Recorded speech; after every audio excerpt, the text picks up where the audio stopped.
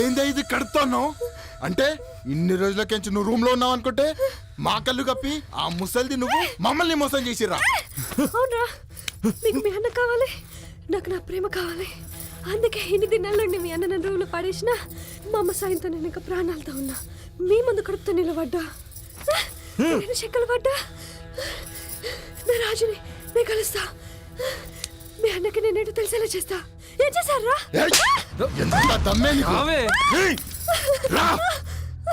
ఇదంతా వదిలే.